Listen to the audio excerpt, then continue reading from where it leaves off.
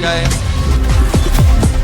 اور اس پہ تعاقب زیادہ کریں گے. گلی گلی محلے محلے جائیں گے, چوکوں پہ جائیں گے, چوراہوں پہ جائیں گے. کم از کم 15 سے 20 ہزار مظاہرے اور کارنر میٹنگ کو دھرنے کریں گے. ایک ایک بچے کو پاکستان کے, ایک ایک بوڑھے کو, جوان کو, خواتین کو, سب کو بتائیں گے اور سمجھائیں گے کہ تمہارے حق پر کس طرح یہ حکمران طبقہ ڈاکہ مار رہا ہے. اور میں یہ حکومت سے بھی کہنا چاہتا ہوں کہ ہمارے اس پرامن احتجاج کو روکنے کا اگر انہوں نے کوئی غیر جمہوری ہتھکنڈا استعمال کیا تو یہ جماعت اسلامی ہے. یہ نہ ہو کہ یہ تحریک حکومت گراؤ تحریک میں تبدیل ہو جائے. اب جماعت اسلامی کو عوام کی ترجمانی کرنی ہے اس بڑھتی ہوئی مہنگائی کے خلاف, IPP مافیا, آٹا مافیا, چینی مافیا کے خلاف, اور پیٹرول اور بجلی کی قیمتیں. تو پیٹرول کو ہم نے حوالہ بنا کر اس تحریک کو جو ایکسیلریٹ کیا ہے یہ ایسے نہیں کیا ہے, بلکہ اس میں پوری یکسوئی کے ساتھ آپ کام کریں گے. ادھر ادھر کی باتیں چھوڑیں. جو جماعت کا فرد ہوگا, ذمہ دار ہوگا, وہ دانشوری کے بجائے اس وقت اپنی جد و جہد کو شروع کرے گا. اپنے کارکنوں کو آپ یکسو کر کے کام کریں, انشاءاللہ آپ کا کارکن زیادہ قربانی دینے کے لیے تیار ہوگا. اور اگر خود ہی ڈل مل ہوں گے اس سے کیا ہوتا ہے, اس سے کیا ہوتا ہے, تو پھر ممبرشپ سے بھی کیا ہوتا ہے, پھر درس سے بھی کیا ہوتا ہے, پھر خدمت سے بھی کیا ہوتا ہے, پھر آپ کی تنظیمی ذمہ داری سے بھی کیا ہوتا ہے, پھر کیا ہوتا ہے والا سوال تو کچھ بھی نہیں ہوتا. تو پھر ہم ذمہ داری بھی ہوں اور باتیں بھی ایسی کریں, ایسے کام نہیں چلتا. پوری یکسوئی کے ساتھ, پورے اعتماد کے ساتھ اللہ پہ بھروسہ کریں, عوام سے رابطہ کریں, اپنی تنظیم کو پوری کی پوری تمام لوگوں پہ استعمال کریں. ہر رکن کو یہ سوچنا چاہیے اس نے حلف کیا ہے, اپنے آپ کو اس اجتماعیت میں سپرد کیا ہے. ہر ذمہ دار کو سمجھنا چاہیے کہ اس کو اللہ کے جواب دینا پڑے گا.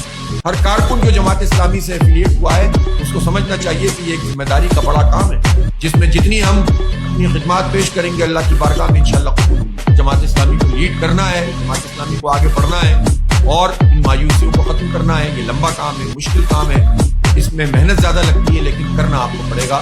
تو یہ جو پیٹرول کی پرائس ہے, ابھی پچھلے دنوں جو جنگ شروع ہوئی تھی, پہلا مرحلہ جس کا 28 فروری سے ہوا تھا, تو اس وقت فوری طور پر حکومت نے پیٹرول کی قیمتیں بڑھانا شروع کر دی اور بڑا یہ کہا یہ کہ عالمی مارکیٹ میں چونکہ قیمت بڑھ گئی ہے لہٰذا پرائسز بڑھا رہے ہیں. جب اس کی تفصیل دیکھی تو پتہ چلا کہ بجائے اس کے کہ عالمی مارکیٹ میں قیمت بڑھ گئی تھی تو لوگوں کو ریلیف دینے کی کوئی کام کرتے, انہوں نے ایک ایسا ٹیکس اس میں اضافہ کر دیا کہ جس کا پیٹرولیم کی پرائس سے کوئی تعلق ہی نہیں, اور اسے کہتے ہیں پیٹرولیم لیوی. اور وہ ٹیکس ہے کہ جس کا پیٹرولیم کے کسی چیز سے تعلق ہی نہیں ہے. یہ صرف حکومت اپنی نالائکی چھپانے کے لیے, اپنی کرپشن چھپانے کے لیے, جو آداف FBR کا پورا عملہ جس کے 25,000 ملازمین ہیں, جہاں 1300 ارب روپے کی کرپشن ہوتی ہے, اس کی نااہلی چھپانے کے لیے حکومت براہ راست فی لیٹر لوگوں سے 150 روپے ٹیکس شروع کر. اور انہوں نے اس موقع کا بھی فائدہ اٹھایا, بجائے اس کے کہ اس میں وہ لیوی آف کر دیتے اور قیمتوں تک آ جاتے, صرف کچھ ٹیکسز رکھتے جس کا تعلق مارجن سے ہے,